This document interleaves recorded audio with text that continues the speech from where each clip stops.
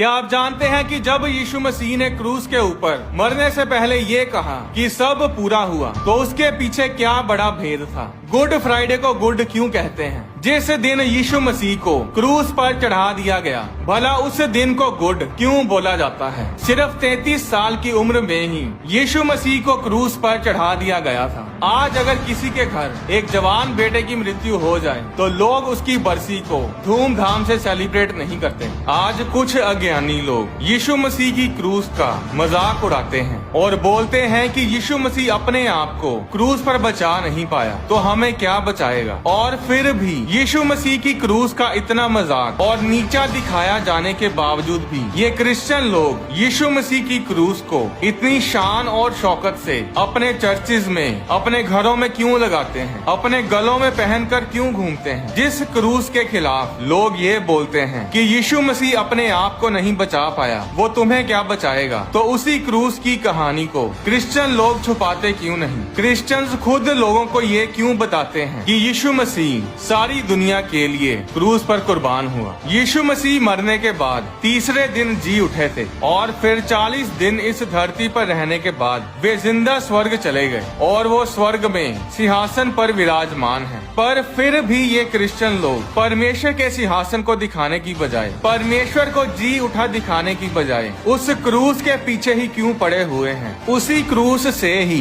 Christian लोग अपनी पहचान क्यों करवाते हैं? उस क्रूस के भेद को जानने के लिए हमें ये जानना होगा कि उस क्रूस का मतलब क्या था और यीशु मसीह का इस धरती पर जन्म ही क्यों हुआ। क्या आप जानते हैं कि यीशु मसीह ऐसे पहले नहीं थे जो क्रूस पर चढ़ा दिए गए थे। क्रूस की सजा उस समय की सबसे भयानक सजा थी जो रोमी सरकार के द्वारा खतरनाक से खतरनाक अपराधियों को दी जाती थी। यीशु मसीह से पहले भी बहुत से लोगों को क्रूस पर चढ़ाया गया था। लोग उस क्रूस को श्रापित मानते थे और कभी भी उस क्रूस को अपने घरों में सजा कर नहीं रखते थे। लोग फांसी के फंदे को अपने घरों में सजा कर नहीं रखते। तो फिर यीशु मसीह के क्रूस पर चढ़ाए जाने में ऐसी क्या खास बात थी कि लोग उस श्रापित क्रॉस को अपने घरों में सजा कर रखने लगे? आदम और हवा ने परमेश्वर की आज्ञा तोड़कर पाप किया था। अब क्योंकि परमेश्वर एक न्यायी परमेश्वर है, इसलिए वो आदम द्वारा की गई गलती को